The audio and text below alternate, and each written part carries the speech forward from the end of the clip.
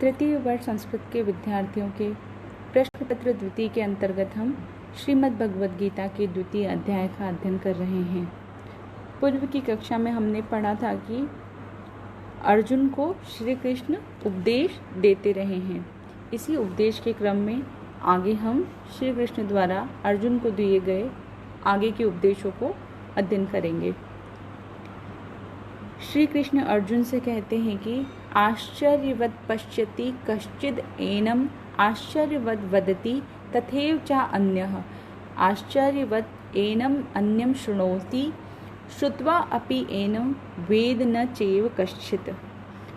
कश्चित् एनम् आश्चर्यवत् पश्यति, कोई इस आत्मा को आश्चर्य के समान देखता है। तथा एव अन्यः आश्चर्यवद् वदति, उसी प्रकार दूसरा व्यक्ति आश्चर्य के समान आत्मा को कहता है। च अन्यः एनम् आश्चर्यवत् शृणोति, और कोई दूसरा इसको आश्चर्य के समान सुनता है। कश्चित् श्रुत्वा अपि एनं न वेद, साथ ही कोई सुनकर भी इस आत्म तत्व को नहीं जान पाता। आत्मा की विचित्रता, दुर्गेयत्व एवं अलौकिकता का प्रतिपादन करते हुए भगवान श्री कृष्ण अर्जुन से कहते हैं कि हे अर्जुन, जिन अनित्य विनाशवान शरीरों के लिए तुम शोक कर रहे हो, उनके अंदर निवास करने वाला आत्मा नित्य और विनाश से रहित है। लौकिक पदार्थों के समान आत्मा को नहीं जाना जा सकता। बड़े बड़े योगी निरंतर तपस्या के परिणाम स्वरूप इसका दर्शन कर सके हैं, क्योंकि सामान्य मन एवं बुद्धि की पहुँच से आत्मा बाहर है।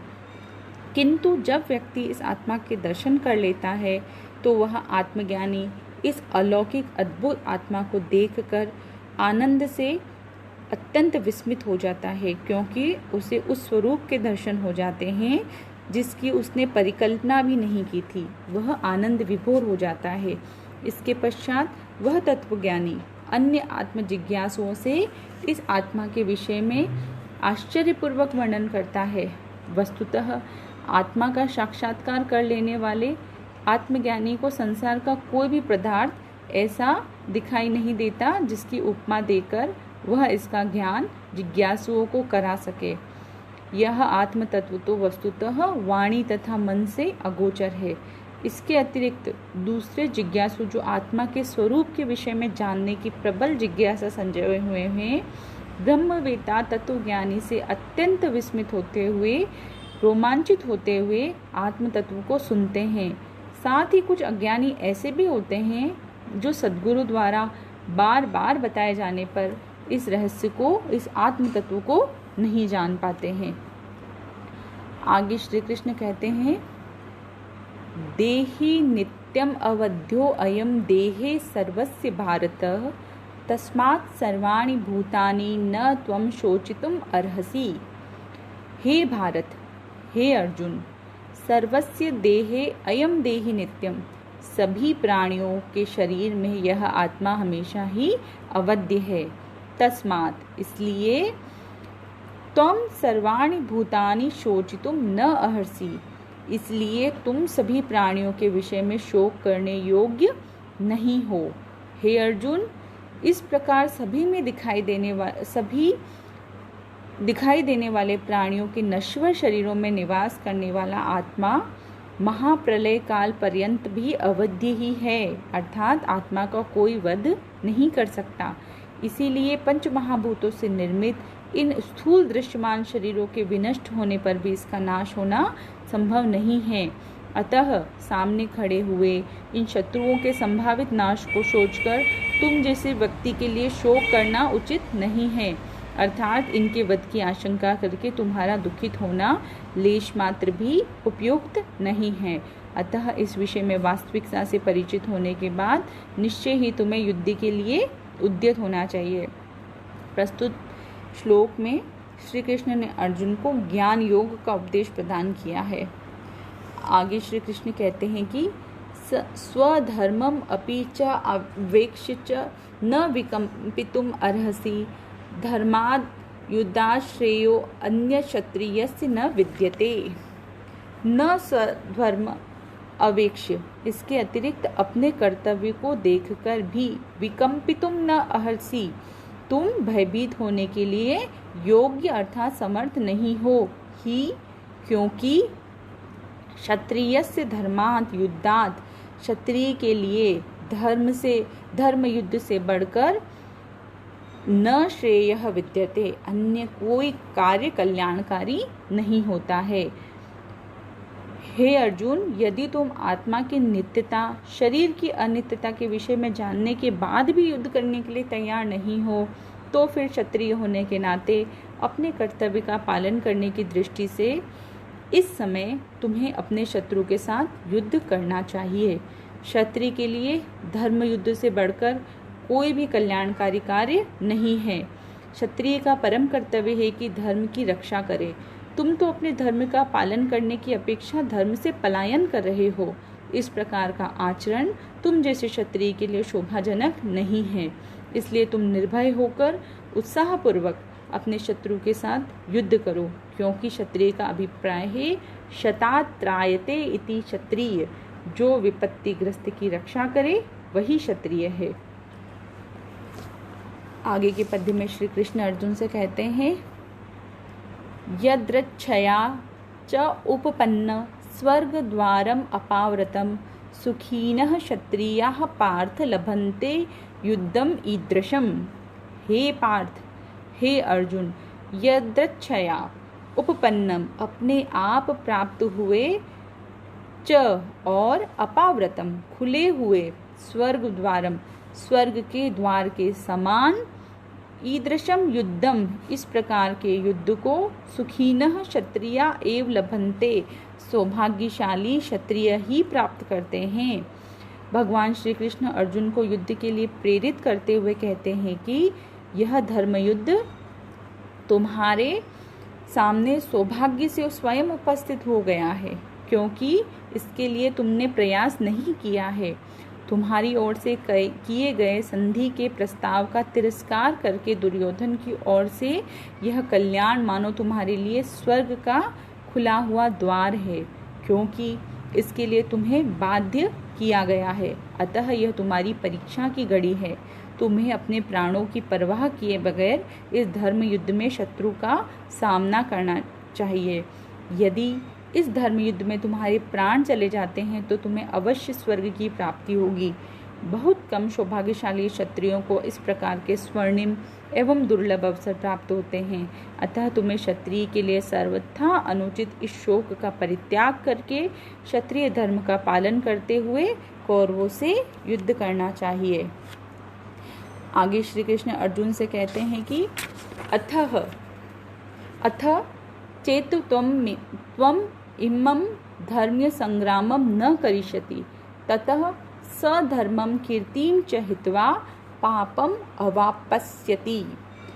अथ इसके अतिरिक्त, चेत यदि, तुम इमं धर्म्यम संग्रामम इस धर्म युद्ध को न करिष्यति नहीं करोगे, ततः तो स्वधर्मम अपने धर्म, च कीर्तिम और कीर्ति को, हित्वा नष्ट करके, पापम अवापस्यसि पाप को प्राप्त करोगे। श्री कृष्ण अर्जुन से कहते हैं कि तुम एक क्षत्रिय हो, इस नाते क्षत्रिय धर्म रूप इस धर्म युद्ध को करना तुम्हारा पुनीत कर्तव्य है। किंतु यदि तुम भयभीत होकर अथवा मोह आदि से ग्रस्त होकर इस धर्म युद्ध से विरत हो जाते हो तो अपने धर्म एवं यश दोनों का नाश करने वाले तुम स्वयं होगे, क्योंकि क्षत्रिय का धर्म है कि वह इस प्रकार के धर्म युद्ध में प्राणों की परवाह किए बगैर युद्ध करे। इसलिए इस युद्ध को न करने से तुम कर्तव्य से विमुख होने के कारण क्षत्रिय होने के धर्म को ही खो दोगे। साथ ही अपने कर्तव्य का पालन न करने, उसमें पलायन करने के कारण लोग तुम्हें कायर कहेंगे, जिससे तुम्हें अपयश का पात्र बनना पड़ेगा। इसके साथ साथ क्षत्रिय धर्म का पालन न करने के कारण तुम्हें पाप का भागी भी होना पड़ेगा, क्योंकि दुष्टों को नियंत्रित न करने से उनके द्वारा किए गए पाप के भागी तुम ही बनोगे। आगे श्री कृष्ण कहते हैं, अकीर्तिं च अपि भूतानि कथिष्यन्ति ते अव्ययान् संभावितस्य च आकीर्तिर्मरणाद् अतिरिच्यते। च भूतानि और सभी लोग, ते तुम्हारे, अव्ययाम कभी समाप्त न होने वाले, अकीर्तिम अपि कथिष्यन्ति अपयश को भी कहेंगे, च एवं संभावितस्य सम्मानित व्यक्ति, अकीर्ति मरणात् सम्मानित व्यक्ति का अकीर्ति अर्थात अपयश मरण से भी बढ़कर होता है। भगवान श्री कृष्ण अर्जुन को यहाँ समझाते हुए कह रहे हैं कि हे अर्जुन, यदि तुम क्षत्रिय होने के नाते स्वयं प्राप्त हुए इस युद्ध को नहीं करते हो तो तुम्हें कभी न समाप्त होने वाले अपयश की प्राप्ति होगी।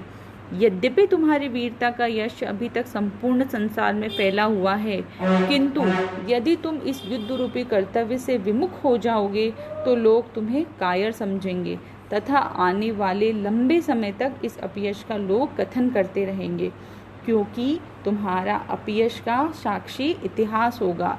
अतः यह अपकीर्ति कभी भी नष्ट नहीं हो सकेगी। और सम्मानित व्यक्ति के लिए अपकीर्ति उसे जीते जी मार डालने वाली होती है, जिसके कारण वह जीता हुआ भी मरे हुए के समान होता है। आगे श्री कृष्ण अर्जुन से कह रहे हैं कि भवाद रणाद उप्रतम मंस्यन्ते त्वां महारथा येषां च त्वं बहुमतो भूत्वा यास्यति लाघवम्। च येषां तम, च अर्थात और, येषां जिनके लिए, तुम कभी समादरणीय रहे हो, वे, ते महारथा वे महारथी, त्वाम तुम्हें, भयात भय के कारण, रणात युद्ध से, उप्रतम मंस्यन्ते विरत हुआ मानेंगे। इसलिए इस प्रकार बहुमत भूत्वा सम्माननीय होकर भी तुम लाघवम यास्यति शुद्रता को प्राप्त हो जाओगे। श्री कृष्ण अर्जुन से कह रहे हैं कि हे अर्जुन, यदि तुम किसी भी कारण क्षत्रिय धर्म के अनुकूल इस धर्म युद्ध से पलायन करोगे तो जिन महारथियों की दृष्टि में तुम एक उत्कृष्ट योद्धा हो, उत्तमोत्तम धनुर्धर हो, इसी कारण वे आज तक तुम्हारा अत्यधिक सम्मान करते हैं, वे सभी तुम्हें मृत्यु के भय के कारण युद्ध से विमुख हुआ मानकर वस्तुतः कायर ही समझेंगे। इस प्रकार एक बार अपनी शूरवीरता से जिन लोगों में तुमने उत्कृष्ट स्थान बनाया था, उन्हीं वीरों महारथियों के समाज में तुम्हें अत्यंत हीन दृष्टि से देखा जाएगा, क्योंकि तुम उन सब की नज़रों में गिर जाओगे जो तुम्हारे जैसे शूरवीर योद्धा के लिए किंचित मात्र भी उचित नहीं होगा। अतः हे अर्जुन, शोक का परित्याग कर दृढ़ता के साथ शत्रु के विरुद्ध तुम युद्ध करो। आगे श्री कृष्ण अर्जुन से कह रहे हैं, अवाच्य वादांश बहुन वदिष्यन्ति तवाहिता निंदस्तव सामर्थ्यम ततो दुखतरम नु किम। तव सामर्थ्यम च, इसके अतिरिक्त तव तुम्हारी, सामर्थ्यम निंदतः सामर्थ्य की निंदा करते हुए, तव अहिता तुम्हारे शत्रु, बहुन बहुत से, अवाच्यवादान वदिष्यन्ति न कहने योग्य वचनों को कहेंगे, ततः दुखतरम नु किम, तो भला इससे बढ़कर दुखद बात क्या होगी। अपनी बात को निरंतर कहते हुए भगवान श्री कृष्ण अर्जुन को उपदेश देते हुए समझाते हैं कि युद्ध से विरत होने के पश्चात तुम्हारे शत्रु तुम्हारी शक्ति के विषय में, तुम्हारे सामर्थ्य के विषय में अनेक प्रकार से निंदा करते हुए न जाने कितनी न कहने योग्य बातों को कहेंगे, जिन कटु वचनों को सुनना भी अत्यंत तुम्हारे लिए कष्टकर होगा, पीड़ादायक होगा। इसीलिए तुम जैसे अद्वितीय महारथी के लिए, सर्वोत्कृष्ट धनुर्धर के लिए इससे बड़ी शर्मनाक एवं पीड़ादायक बात भला क्या हो सकती है, क्योंकि ऐसी स्थिति में जिसने तुम्हारे सामने कभी आंख उठाकर बात न की हो, वही तुम्हारे सामने कायर कहे, इसे तुम कैसे सहन करोगे? इसीलिए हे अर्जुन, उठो और युद्ध करो। इस धर्म युद्ध से विमुख होना तुम्हारे जैसे महारथी के लिए किसी भी दृष्टि से उचित नहीं है, प्रशंसनीय नहीं है। आगे श्री कृष्ण कहते हैं, हतो वा प्राप्यस्यति सर्गम जित्वा न भोक्ष्यसे महीम तस्माद् उत्तिष्ठ कौन्तेय युद्धाय कृतनिश्चय। हत या तो मरे हुए, स्वर्गम प्राप्स्यति तुम स्वर्ग को प्राप्त करोगे, वा जित्वा महीम भोक्ष्यसे अथवा जीत कर पृथ्वी को भोगोगे। तस्मात् इसलिए, हे कौन्तेय, हे कुंती पुत्र, युद्धाय कृत निश्चय उत्तिष्ठ युद्ध के लिए निश्चय करके उठो। अर्जुन को युद्ध के लिए प्रेरित करते हुए भगवान श्री कृष्ण यहाँ कह रहे हैं कि हे अर्जुन, यदि तुम शत्रु के साथ इस धर्म युद्ध को करते हो तो दो ही स्थितियाँ होंगी। प्रथम स्थिति तो वह होगी कि शत्रु के साथ युद्ध करके तुम वीर गति को प्राप्त हो जाओगे, और द्वितीय स्थिति वह होगी कि शत्रु का विनाश करके तुम विजयश्री का आलिंगन करोगे। ये दोनों ही स्थितियां तुम्हारे लिए वस्तुतः कल्याणकारी हैं, इसलिए पूर्णतया उत्साहित होकर युद्ध का निश्चय करके उठ खड़े हो जाओ। इस प्रकार आज की कक्षा में हमने अर्जुन को श्री कृष्ण द्वारा दिए गए उपदेशात्मक पद्यों का अध्ययन किया है। आगे की कक्षा में हम आगे के पद्यों का अध्ययन करेंगे।